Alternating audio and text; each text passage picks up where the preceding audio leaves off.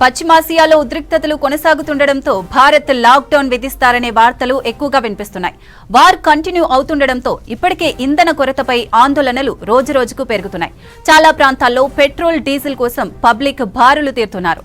మరోవైపు లాక్డౌన్ భయాలు వెంటాడుతున్నాయి. దీంతో కేంద్ర పెట్రోలియం శాఖ మంత్రి హర్దీప్ సింగ్ పురి దీనిపై క్లారిటీ ఇచ్చారు.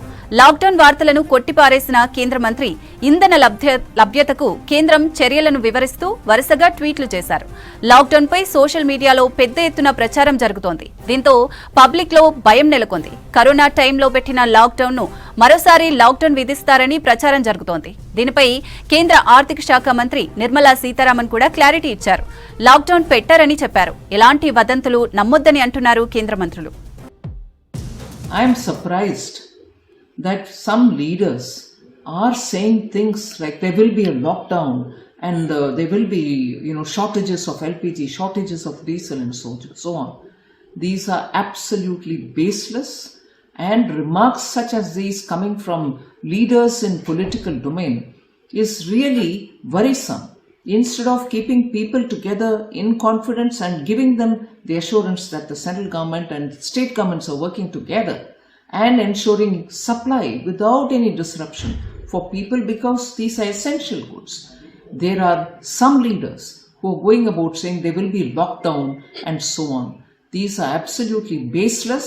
There shall be no such lockdown like the time when we saw it all in COVID, but no lockdown.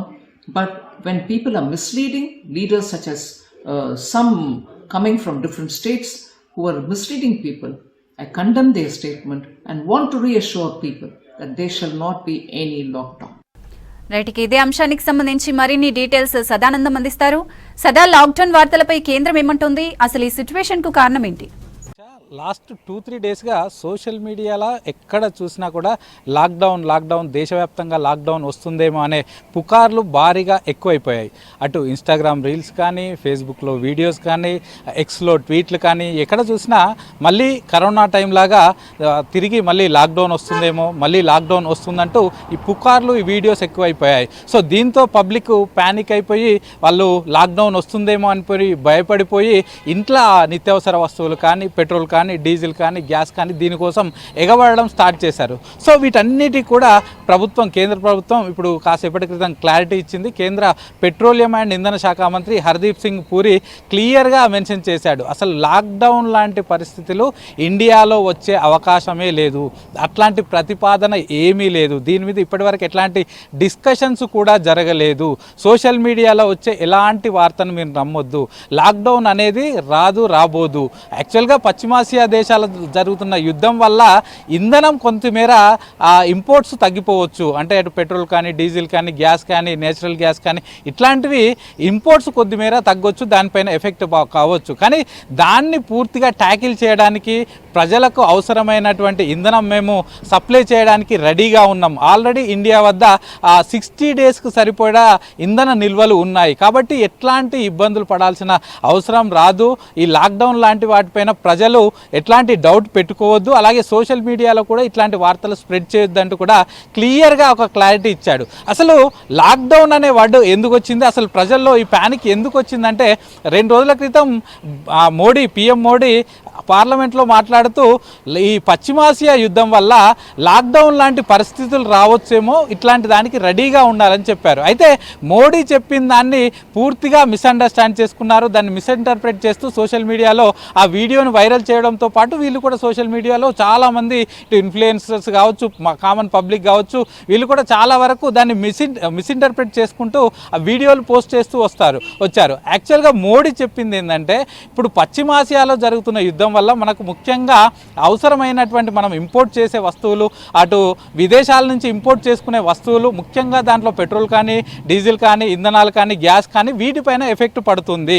So maybe దీని ధరలు పెరగొచ్చేమో, లేకపోతే దీనికి రెడీగా ఉండాలి. ఎవరైతే ఎక్సెస్గా వాడతారో వాటిని తగ్గించుకోవడానికి సిద్ధంగా ఉండాలనే ఉద్దేశంతో మోడీ మాట్లాడాడు. కానీ దాన్ని పబ్లిక్ కానీ, సోషల్ మీడియాలో స్ప్రెడ్ చేసే వాళ్ళు కానీ దాన్ని పూర్తిగా మిస్అండర్స్టాండ్ చేసుకొని పబ్లిక్కి మిస్ఇంటర్ప్రెట్ మిస్ఇంటర్ప్రెట్ చేసుకుంటూ దాన్ని పోస్ట్ చేస్తూ పబ్లిక్ని అయితే ఒక ప్యానిక్కి గురి చేశారు. సో ముఖ్యంగా ఈ లాక్డౌన్ వస్తుందేమో అనుకొని పబ్లిక్ ఎక్కువగా ఇంట్లోకి అవసరమైన రేషన్ కానీ లేకపోతే పెట్రోల్ కానీ డీజిల్ కానీ గ్యాస్ కానీ దీనిపైన ఎగబడడం స్టార్ట్ చేశారు. మనం చూసాం లాస్ట్ 2-3 డేస్గా పెట్రోల్ బంక్ల వద్ద క్యూ ఎట్లా ఉన్నది, పబ్లిక్ పెట్రోల్ కోసం ఎట్లా కొట్టుకున్నారో మనం లాస్ట్ 2-3 డేస్గా చూసాం. ఇక గ్యాస్ గురించి కూడా అసలు గ్యాస్ రాదేమో, ఇక మనకు దొరకదేమో అంటూ రీసెంట్గా మనం ఆ షేక్పేట్లో నిన్న జరిగిన ఒక వైరల్ అయిన వీడియో కూడా చూసాం. అసలు గ్యాస్ సంబంధించిన ఒక ఆటో రాగానే అతని నుంచి డైరెక్ట్గా అతన్ని కొట్టి గుంజుకున్న వీడియోస్ కూడా చూసాం.